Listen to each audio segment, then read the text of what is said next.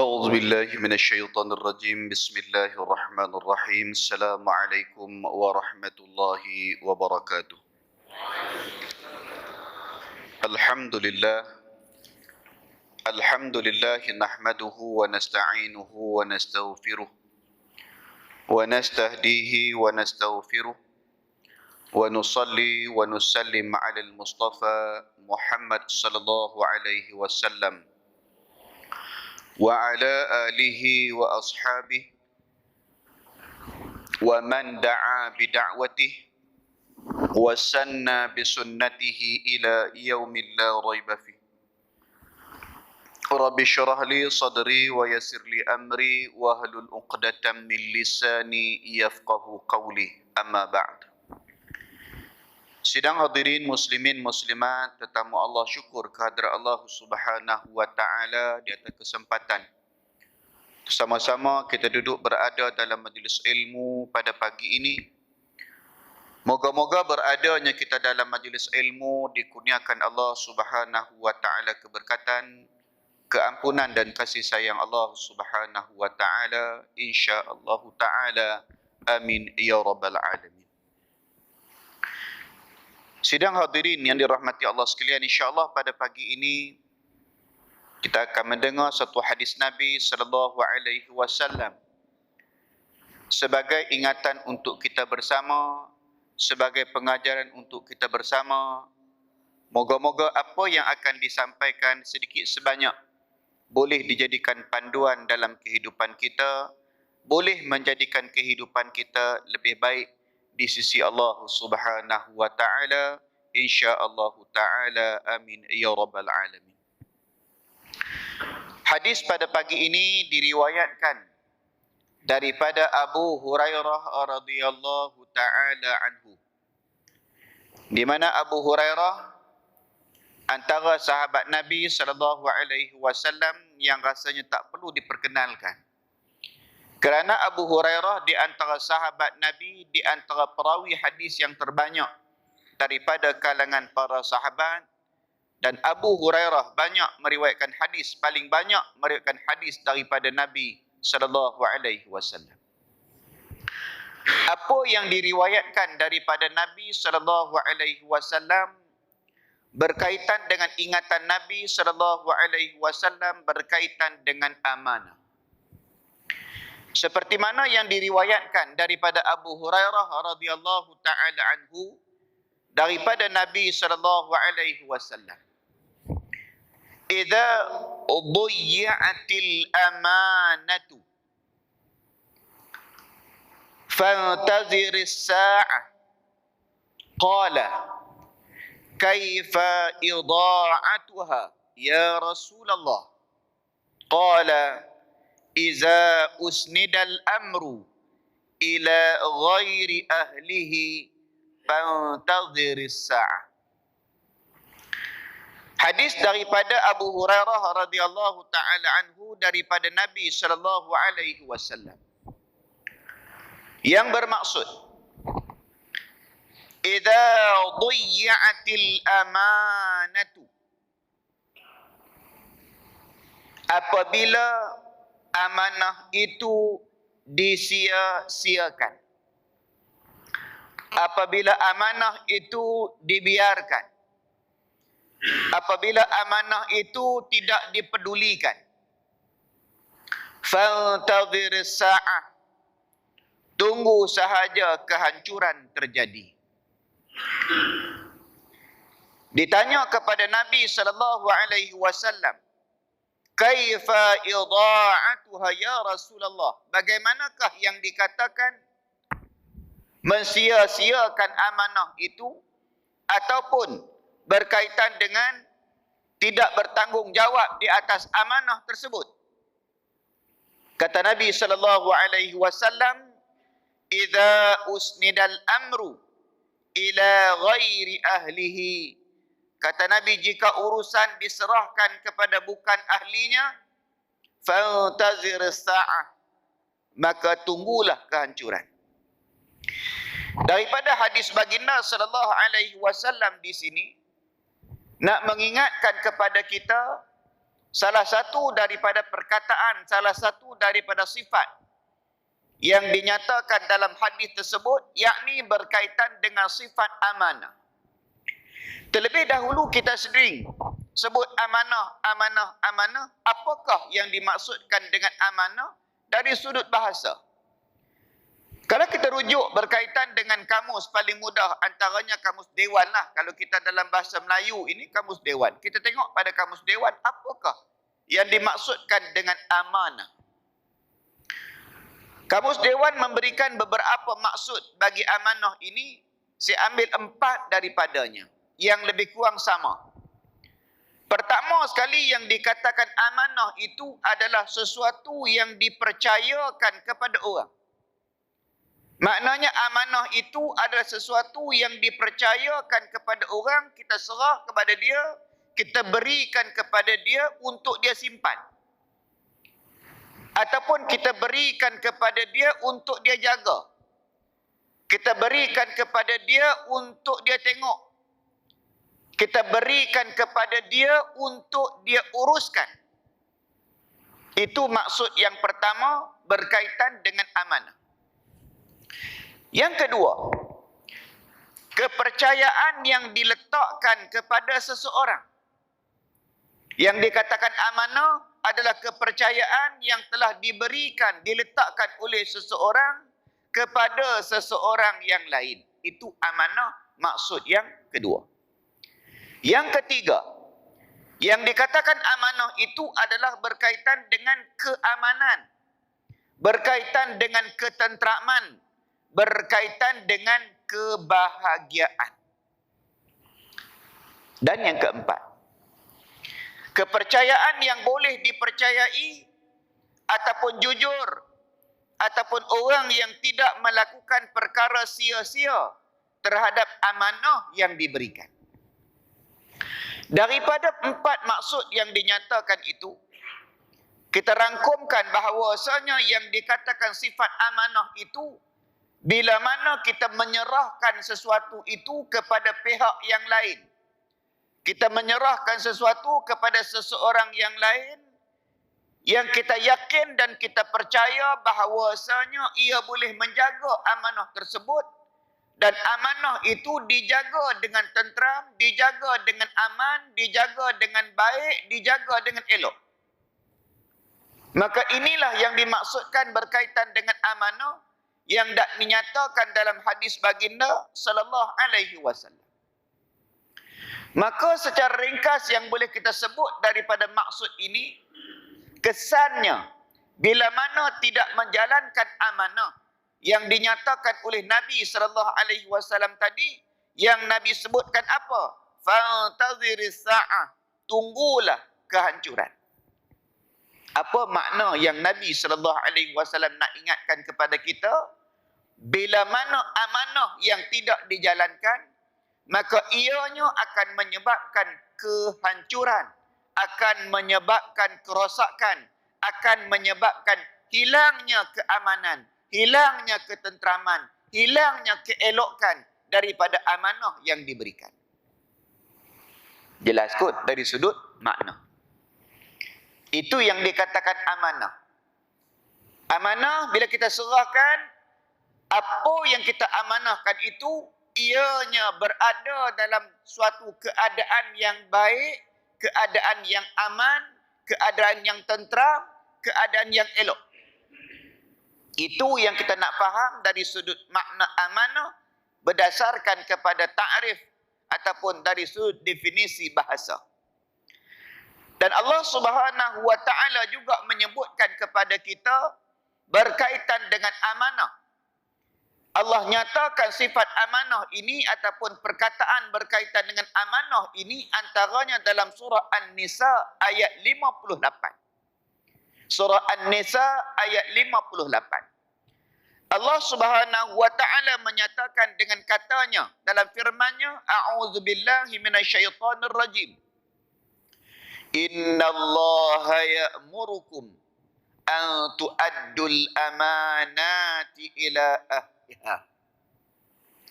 Allah sebut, Allah nyatakan sesungguhnya Allah menyuruh kamu, Allah perintahkan kamu an tu'addul amanati ila ahliha, supaya menyerahkan segala amanah kepada ahlinya yang berhak menerimanya. Maka daripada ayat tadi, daripada hadis yang dibacakan tadi, jelaslah kepada kita perintah Allah dan perintah Rasul kepada setiap daripada kita, setiap daripada insan, setiap daripada manusia, setiap daripada mukallaf yang ada di atas muka bumi ini, menunaikan amanah kepada setiap orang yang berada di sekeliling. Bila sebut perkara berkenaan, bila sebut berkaitan dengan amanah kepada setiap orang yang berada di sekeliling kita, maknanya hendaklah kita menjauhkan diri daripada sifat tidak menunaikan hak ataupun mencabuli hak orang lain yang kita kena berikan, yang wajib kita berikan, kita tidak sampaikan hak tersebut. Maka inilah yang menyebabkan yang dikatakan oleh Nabi SAW tadi, fantadhiris sa'ah, tunggulah kehancuran. Bila mana sifat amanah itu tidak dijadikan sebagai amalan, tidak dijadikan sebagai perbuatan, tidak diambil ianya sebagai perkara yang penting dalam menjalankan sesuatu urusan, dalam menjalankan sesuatu perkara. Maka apa yang dinyatakan dalam ayat dan dalam hadis tadi, antaranya juga dipetik daripada kitab karangan Imam Al-Ghazali rahimahullahu ta'ala, dalam kitabnya yang menyebut sebagai Mukasyafah Al-Qulub. Dia menyebutkan berkaitan dengan perkara amanah ini, ataupun yang disebut berkaitan dengan al-amanah itu, diberikan misal. Umpamanya kewajipan pihak berkuasa untuk membela nasib orang yang dizalimi dengan menzahirkan haknya dan menjaga kewangan masyarakat demi kemaslahatan mereka. Nak disebutkan contoh yang disebutkan oleh Imam Al-Ghazali rahimahullahu ta'ala, ataupun berkaitan dengan kewajipan para ulama agar memberi ilmu kepada masyarakat awam sebagaimana kewajipan ibu bapa mendidik anak-anak mereka. Diberikan dua contoh, yakni berkaitan dengan pihak berkuasa dan juga para ulama, disebutkan oleh Imam Al-Ghazali. Maksudnya di sini nak menyatakan bahawasanya setiap daripada individu kita, setiap daripada batang tubuh kita, ada pada kita tanggungjawab, ada pada kita amanah yang diletakkan di atas bahu kita untuk kita jalankan amanah tersebut, untuk kita jadikan amanah tersebut sebagai panduan dalam kehidupan kita.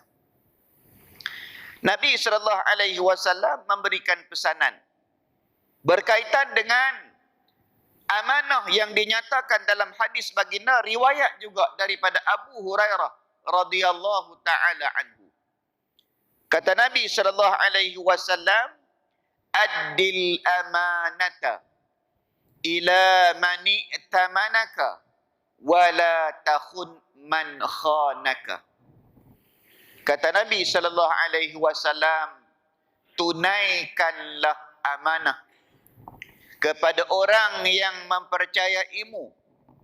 Maknanya orang bagi kepada kita amanah sebab orang percaya dekat kita. Orang bagi kepada kita amanah kerana orang percaya bahawasanya dengan apa yang diberikan itu boleh memberikan ketenteraman, boleh memberikan keamanan, boleh memberikan keelokan bila mana diberikan amanah itu kepada kita. Maka kata Nabi tadi, addil amanata ila mani tamanaka. Tunaikanlah amanah. Sebab amanah orang dah percaya, bila mana diberikan kepada kita amanah, hendaklah kita tunaikan amanah tersebut. Kerana orang percaya dekat kita untuk melaksanakan tanggungjawab, melaksanakan amanah tersebut, menjaga amanah tersebut. Wala takhun man khanaka, dan janganlah engkau khianati orang yang mengkhianati kamu. Maknanya apa nak disebutkan di sini? Nabi SAW ingatkan kepada kita, jangan sekali-kali kita menjadikan amanah yang diberikan kepada kita itu menimbulkan ketidaktentraman, ketidakamanan, ketidakelokkan daripada amanah yang diberikan kepada kita. Satu lagi contoh yang boleh kita sebutkan sebagai contoh. Dari sudut amanah yang dipegang oleh seseorang pekerja, umpama yang disebutkan tidak kira pada mana-mana bahagian, pada mana-mana sektor. Kita berikan contoh. Contoh berkaitan dengan suatu tugas, suatu tanggungjawab diberikan oleh pengarang dalam kitab kita ni, Akhlak Rasulullah, Ensiklopedia Akhlak Rasulullah. Berkaitan dengan apa? Diberikan satu contoh yang paling simple. Ditugaskan untuk berada di kaunter pertanyaan. Kita kalau kita pergi pejabat kerajaan ke dan sebagainya, ada satu kaunter namanya kaunter pertanyaan. Sudah pastilah kaunter pertanyaan ini, nama pun kaunter pertanyaan, memang untuk bertanya. Jadi orang yang berada di kaunter pertanyaan ini, dia mesti faham. Kerja dia adalah berkaitan dengan yang paling basic sekali adalah orang akan bertanya dan dia akan menjawab. Sebab tu bila berlaku ketidakamanan dalam kaunter pertanyaan ini, orang akan marah. Bila ditanya, dijawab dengan kasar. Bila ditanya, dijawab dalam keadaan yang marah. Bila ditanya, jawab dalam keadaan yang tidak menyenangkan hati orang yang bertanya. Diberikan contoh di sini berkaitan dengan tugasan yang dikatakan kaunter pertanyaan itu, hendaklah menjawab persoalan yang ditanya oleh pelanggan dengan sopan dan sabar. Ataupun disebutkan bila mana pelanggan itu perlu dipenuhi keperluan dia, perlu dipenuhi pertanyaan dia, maka hendaklah dijawab, hendaklah diuruskan dengan kata-kata yang lembut, dengan senyuman. Itu tanggungjawab. Tanggungjawab. Walaupun kadang-kadang soalan yang ditanya, pertanyaan yang ditanya itu kadang-kadang menyebabkan hati orang yang berada di kaunter pertanyaan itu menjadi marah. Jadi maknanya kena saling faham, memahami di antara satu sama lain. Diberikan contoh yang paling mudah. Berkaitan dengan apa? Kerja. Berada di kaunter pertanyaan. Dan ianya akan menjadi aset bagi organisasi tersebut. Bila mana kaunter pertanyaan, tak kisahlah pada mana-mana jabatan, pada mana-mana organisasi. Bila mana persoalan yang dikemukakan oleh pelanggan dijawab dengan acuh tak acuh, dijawab dengan cara yang sambil lewa, dijawab dengan cara yang penuh tidak bertanggungjawab, maka ianya akan memburukkan nama organisasi tersebut. Ini yang dikatakan kerana nila setitik, rosak susu sebelanga. Sebenarnya dia tak menggambarkan berkaitan dengan institusi ataupun organisasi tersebut. Tetapi disebabkan oleh sedikit perkara yang menimbulkan masalah, menyebabkan ianya buruk bagi satu organisasi ataupun buruk bagi satu institusi. Dan lagi disebutkan oleh Nabi, oleh Allah Subhanahu wa taala berkaitan dengan amanah ini, di mana amanah ini di antara perkara yang diterima oleh manusia. Sedangkan Allah Subhanahu wa taala telah pun mengemukakan amanah, khususnya berkaitan dengan amanah nak mengimarahkan bumi Allah Subhanahu wa taala sebagai khalifatul ard. Seperti mana Allah sebut dalam surah Al-Ahzab ayat 72. Apa Allah sebut? A'udzu billahi minasyaitonir rajim. Inna aradna al-amanata 'ala as-samawati wal ard wal jibal fa abaina an yahmilnaha wa ashfaqna minha wa hamalaha al-insan innahu kana zaluman jahula. Dalam ayat ini menyebutkan bahawasanya sesungguhnya kami telah kemukakan tanggungjawab amanah kepada langit dan juga bumi serta gunung ganang untuk memikulnya. Namun mereka, yakni langit dan bumi serta gunung ganang itu enggan memikul amanah tersebut. Akan tetapi manusia sanggup untuk memikulnya. Sesungguhnya tabiat kebanyakan manusia adalah suka melakukan kezaliman dan suka pula membuat perkara-perkara yang tidak patut dikerjakan. Allah dah bagi tahu dekat kita dalam ayat 72 surah Al-Ahzab. Berkaitan dengan amanah, manusia ini, kata Allah Subhanahu wa taala, innahu kana zaluman jahula. Maka daripada peringatan yang dinyatakan dalam ayat ini, supaya kita sentiasa menjaga berkaitan dengan amanah yang diberikan kepada kita. Satu lagi ayat Allah Subhanahu wa taala menyebutkan berkaitan dengan amanah bila mana kita berhutang. Maka tanggungjawab kita, amanah kepada kita untuk kita merekodkan ataupun mengingat di atas hutang yang diberikan, di atas hutang yang diambil. Seperti mana kata Allah dalam surah Al-Baqarah ayat 283, wa in kuntum ala safarin wa lam tajidu katiban farihanun maqbudah fa in amina ba'dukum ba'da falyu'addi alladhi tumina amanatahu wal yattaqillaha rabbah. Berkaitan dengan jika kamu berada dalam musafir lalu kamu berhutang ataupun memberikan hutang dalam tempoh yang tertentu, hendaklah seseorang kamu, bila mana kamu tidak mendapati seorang juru tulis, maka hendaklah diadakan sesuatu yang boleh dipegang untuk dijadikan sebagai ingatan, sebagai panduan, sebagai pegangan untuk mempercayai sesuatu itu. Maka salah satu caranya adalah dengan menggunakan catatan, yang menggunakan tulisan, yang menggunakan sesuatu yang boleh mengingatkan kepada kita berkaitan dengan hutang. Hutang juga termasuk berkaitan dengan amanah yang perlu kita jaga, yang perlu kita bayar bila mana sampai kepada waktu yang telah ditetapkan. Sidang hadirin muslimin muslimat yang dirahmati Allah sekalian. Maka bila kita melihat berkaitan dengan sifat amanah yang lebih luas, yang lebih merangkumi berkaitan dengan perkara-perkara kehidupan yang di luar daripada kehidupan kita. Umpamanya berkaitan dengan perkara-perkara yang berkaitan dengan pekerjaan. Khusus berkaitan dengan amanah, antaranya berkaitan dengan pekerjaan kita. Ataupun istilah yang digunakan berkaitan dengan integriti yang dinyatakan, yang disebutkan berkaitan dengan integriti dalam kita melakukan sesuatu pekerjaan.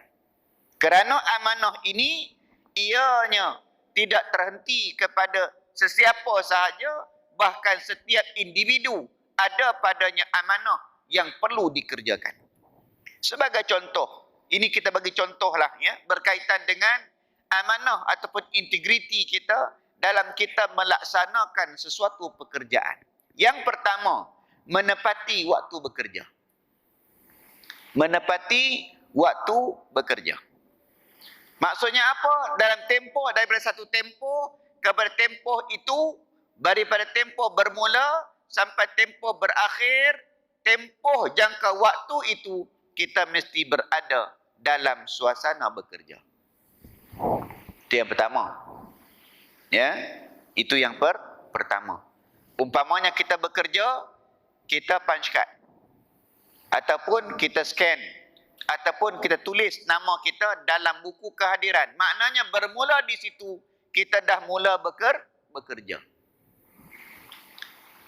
Tidak ada masa lagi sebenarnya bila kita dah punch card, bila kita dah scan, bila kita dah tulis nama, tidak ada peluang lagi untuk kita melakukan perkara-perkara yang lain yang tidak ada kaitan dengan kerja kita. Faham kat situ tak? Tidak ada lagi bila kita punch card, keluar. Pergi ke lain. Itu tidak aman. Itu yang pertama. Yang kedua, jujur dalam mencari sumber kewangan. Jujur dalam mencari sumber pendapatan tanpa melibatkan rasuah ataupun penipuan. Kita nak mendapatkan sesuatu pendapatan, hendaklah didapati pendapatan tersebut yang tidak melibatkan rasuah ataupun penipuan. Disebutkan dalam satu contoh berkaitan dengan pekerjaan pembinaan. Saya baca tengok ada contoh dalam pekerjaan, dalam pembinaan. Amanah yang macam mana diberikan satu contoh, diberikan beberapa cirinya. Yang pertamanya dalam pekerjaan yang disebutkan untuk mendapatkan sesuatu yang halal, yang elok itu disebutkan ketepatan dalam ukur bahan.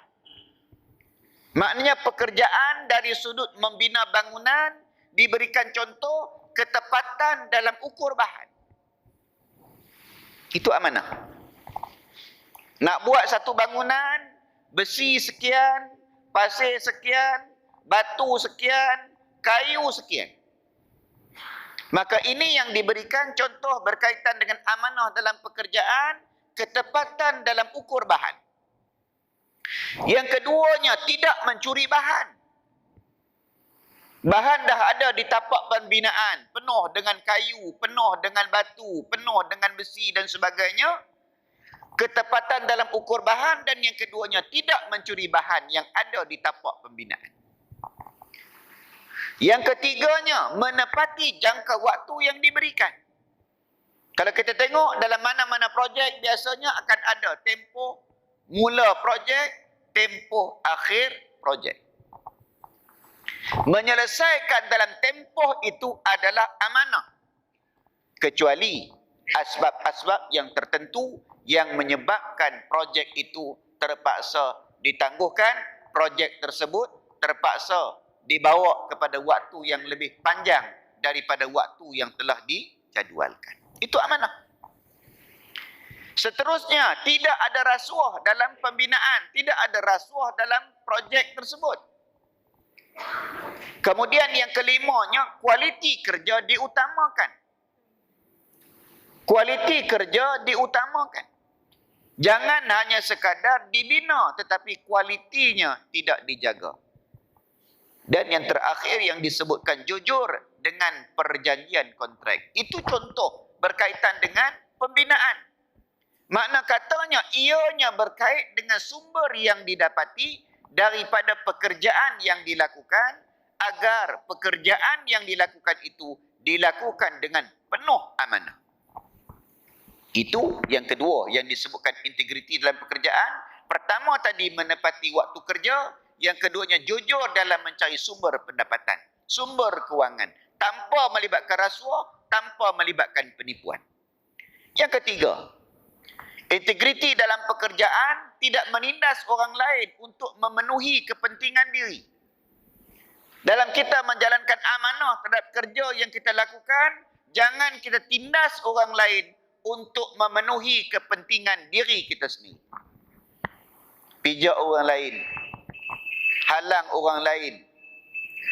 Okey, itu berkaitan dengan amanah dalam pekerjaan. Seterusnya lagi, memenuhi skop tugasan yang dipertanggungjawabkan. Apa skop kita? Kita kerja sebagai tugasan kita, tugas kita sebagai A.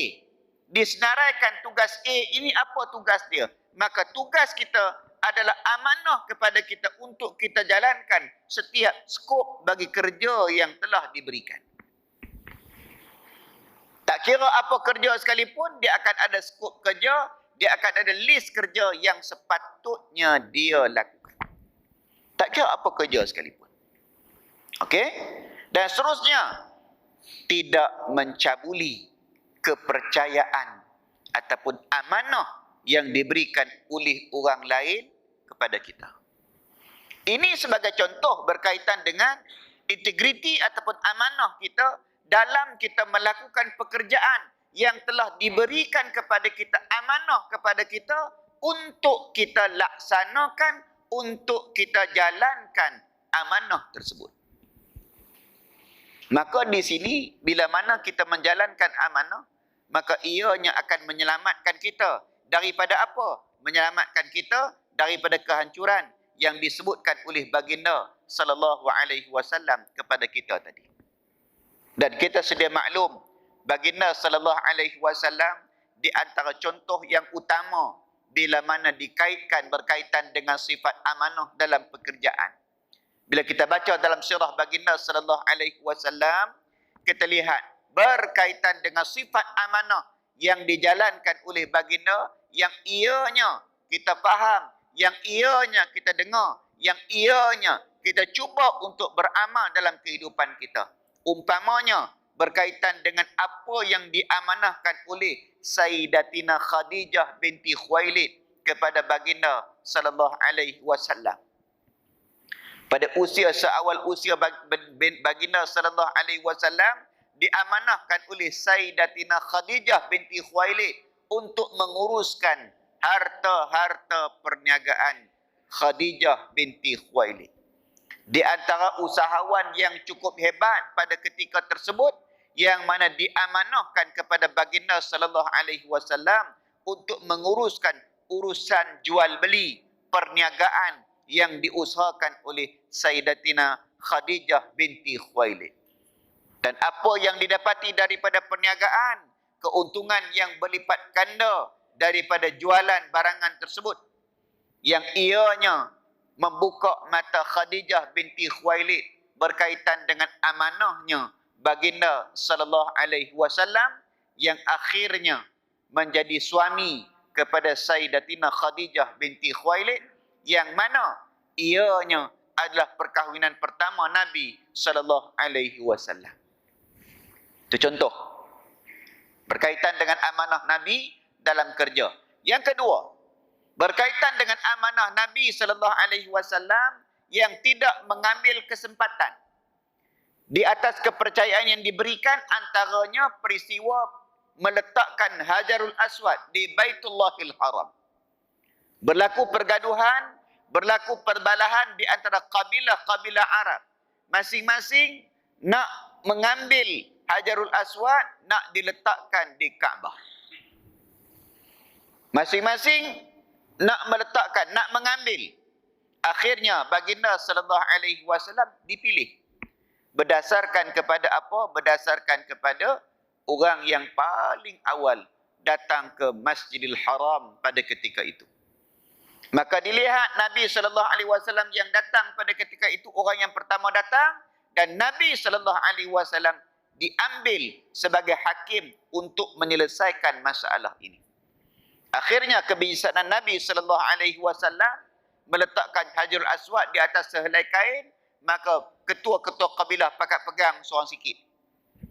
Angkatnya, dan baginda sallallahu alaihi wasallam meletakkan Hajarul Aswad pada tempat dia. Ini amanah yang diberikan oleh masyarakat kepada Nabi sallallahu alaihi wasallam, walaupun pada ketika itu belum lagi dilantik sebagai rasul, tetapi sifat amanah yang ada pada Nabi sallallahu alaihi wasallam terpancar walaupun belum lagi dilantik sebagai rasul yang diutuskan oleh Allah Subhanahu wa taala. Sebagai kesimpulan apa yang boleh kita sebutkan pada pagi ini, untuk sama-sama kita mengambil pengajaran, untuk sama-sama kita mengambil iktibar daripada apa yang disebutkan. Pertama sekali, berkaitan dengan amanah ini adalah sesuatu yang membawa kepada kebahagiaan. Orang yang menjalankan amanah ini, dia adalah orang yang nak mencari kebahagiaan dalam hidup. Orang yang melaksanakan amanah, orang yang tidak pecah amanah adalah orang yang nak cari kebahagiaan dalam hidup. Kita akan merasa tak sedap hati. Kita akan merasa gelisah bila mana sesuatu amanah yang ada pada kita, kita abaikan amanah tersebut. Hati kita tidak akan tenteram. Bagi hati yang memikirkan tentang amanah, tentang tanggungjawab, tentang apa yang akan ditanya di hadapan Allah nanti, sudah pasti hatinya tidak akan rasa tentram selagi mana amanah yang diberikan kepadanya, kepercayaan yang diberikan kepadanya tidak dijalankan. Allah sebutkan apa? Antara ciri berkaitan dengan kebahagiaan, keberuntungan manusia ini, Allah sebut dalam surah Al-Mu'minun, walladzina hum li amanatihim wa ahdihim ra'un. Ini orang yang berjaya di sisi Allah, orang yang menjalankan amanah, orang yang menjaga amanah, orang yang memelihara janji. Itu yang pertama. Nak bahagia, apa sahaja amanah yang diberikan, apa sahaja kepercayaan yang diberikan kepada kita, kita tunaikan dengan sebaik mungkin, dengan sedaya yang mungkin. Maka itulah di antara ciri kebahagiaan yang dinyatakan oleh Allah Subhanahu wa taala. Bila mana tidak ada sifat amanah dalam diri kita, kita akan membawakan diri kita kepada kesengsaraan, kepada sesuatu yang menyebabkan kita akan susah. Bukan sekadar di dunia, bahkan sampai kepada hari akhirat. Itu yang pertama. Yang kedua, yang dikatakan sifat amanah ini adalah sifat para nabi dan sifat para rasul. Sifat amanah ini adalah sifat yang ada pada setiap rasul, ada pada setiap nabi. Seperti mana Allah sebut, Allah rakamkan berkaitan dengan kata-kata Nabi Nuh alaihi salam dalam surah Asy-Syu'ara ayat 107. Inni lakum rasulun amin. Sesungguhnya aku adalah seorang rasul kepercayaan, yakni yang diutus kepada kamu. Maknanya ada kepada aku satu amanah yang diberikan, satu tanggungjawab yang diberikan kepada aku, yang aku akan jalankan amanah tersebut. Itu yang kedua. Yang ketiga, amanah ini menjadi suatu kompetensi, suatu perkara ciri dalam kita memilih mana-mana pekerja, mana-mana amil, mana-mana siapa saya sebagai staf dan sebagainya, seperti mana yang direkodkan dalam kisah anak kepada Nabi Syuaib alaihi salam ketika mana bertemu dengan Nabi Musa alaihi salam. Di mana Nabi Musa alaihi salam direkodkan dalam ayat dari surah Al-Qasas ayat 26. Kata Allah Subhanahu wa taala, qalat ihdahuma. Kata salah seorang daripada kedua perempuan itu, anak Nabi Syuaib itu dua orang. Kisah berkaitan dengan dua anak perempuan Nabi Syuaib ini nak mengambil air di telaga. Okey, nak mengambil air di telaga. Dan Nabi Musa alaihi salam membantu. Baliklah dua orang anak Nabi Syuaib ini cerita kepada Nabi Syuaib alaihi salam hal ehwal lelaki yang membantu, yakni Nabi Musa alaihi salam. Apa dia kata? Qalat ihdahuma ya abati istajirhu inna khaira man istajarta al-qawiyul amin. Kata salah seorang daripada kedua anak perempuan Nabi Syuaib tersebut, wahai ayahku, ambillah ia sebagai orang yang bekerja kepada kita. Kata anak Nabi Syuaib, ayah ambillah dia sebagai pekerja. Kenapa diambil ianya sebagai pekerja? Kerana sesungguhnya orang yang paling baik yang engkau ambil untuk bekerja pada kita, al-qawiyul amin, orang yang kuat lagi dapat dipercayai di atas tugas, di atas kerja yang diberikan. Jadi daripada tiga perkara yang saya sebutkan ini, pertamanya berkaitan dengan menuju kepada kebahagiaan, menuju kepada ketenteraman. Yang keduanya berkaitan dengan sifat mulia warisan para nabi dan rasul. Dan yang ketiganya adalah sebagai kompetensi ataupun sebagai suatu kayu ukur untuk kita mengambil ataupun mendapatkan pekerja, yang mana pekerja yang disebutkan dalam ayat tadi adalah berkaitan dengan pekerja yang kuat dan juga pekerja yang boleh ada padanya kepercayaan ataupun sifat amanah. Jadi daripada apa yang saya sebutkan daripada awal tadi, sedikit sebanyak nak ingatkan kepada kita berkaitan dengan tugasan kita. Tugasan kita seperti mana Allah sebut, wa ma khalaqtul jinna wal ins illa liya'budun. Patah balik, kita dah cerita jauh dah, patah balik dekat diri kita. Dalam diri kita, apa yang Allah bagi dekat kita itu adalah amanah. Apa yang Allah bagi dekat kita semuanya amanah. Dan amanah tersebut hendaklah kita jalankan ianya menurut apa yang diperintahkan oleh Allah Subhanahu wa taala. Apa jua yang ada pada kita amanah. Tangan yang Allah bagi dekat kita amanah. Kaki yang Allah bagi dekat kita amanah. Mulut yang Allah bagi dekat kita amanah. Lidah yang Allah bagi dekat kita amanah. Telinga, mata, hidung dan sebagainya, semuanya amanah yang Allah berikan kepada kita untuk kita laksanakan amanah tersebut berdasarkan apa yang diperintahkan oleh Allah Subhanahu wa taala. Selain daripada anggota badan yang Allah kurniakan kepada kita, tugasan yang diamanahkan juga kepada kita sebagai hamba kepada Allah, sebagai suami, sebagai isteri, sebagai pekerja, sebagai ketua, sebagai apa sahaja jawatan yang kita ada, ianya merupakan amanah. Kata Nabi dalam hadis di awal tadi, bila mana tidak dijalankan amanah, tidak kira pada mana-mana peringkat, kata Nabi, fantadhiris sa'ah. Tunggulah kehancuran bila mana sifat amanah itu tidak ada dalam diri seseorang yang diberikan amanah kepadanya. Sebagai kesimpulan, sebagai penutup pada pagi ini, suatu hadis Nabi sallallahu alaihi wasallam, kata Nabi sallallahu alaihi wasallam, innallaha jalla wa azza yuhibbu idza amila ahadukum amalan an yutqinah. Kata Nabi sallallahu alaihi wasallam, sesungguhnya Allah apabila salah seorang daripada kamu melakukan sesuatu pekerjaan, maka dia melakukannya dengan teliti, dengan baik, dengan sempurna. Maka daripada hadis yang disebutkan tadi, sedikit sebanyak boleh memberikan ingatan kepada saya dan kepada semua. Ingatlah berkaitan dengan tanggungjawab yang Allah bagi dekat kita.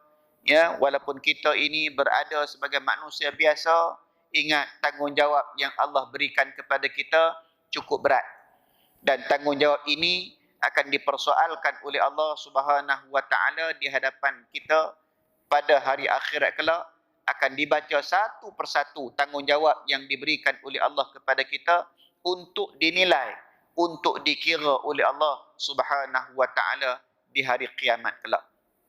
Moga-moga amanah yang diberikan kepada kita, kita jalankan dengan cara yang terbaik, dengan cara yang teliti, dengan cara yang sempurna, sekadar mana kemampuan yang kita ada, sekadar mana kebolehan yang kita ada di atas amanah yang telah diberikan. Moga-moga apa yang saya sampaikan sedikit sebanyak pada pagi ini ada manfaat, ada kebaikan dan ada keberkatannya untuk kita bersama dalam majlis ilmu kita pada pagi ini. Sekadar itu saja untuk pagi ini. Aqulu qawli hadza wa astaghfirullahal azim li wa lakum. Wassalamu alaikum warahmatullahi wabarakatuh. Bismillahirrahmanirrahim. Alhamdulillah wassalatu wassalamu ala Rasulillah wa ala alihi wa sahbihi ajma'in. Allahumma 'allimna bima yanfa'una wanfa'na bima 'allamtana warzuqna innaka antas samiul alim. Rabbana 'alaika tawakkalna wa ilaika anabna wa ilaikal masir. Rabbana atina fid dunya hasanah wa fil akhirati hasanah wa qina 'adzaban nar wa qina 'adzaban nar wa qina 'adzaban nar. Walhamdulillahi rabbil alamin. Taqabbalallahu minkum minna wa minkum taqabbal ya karim.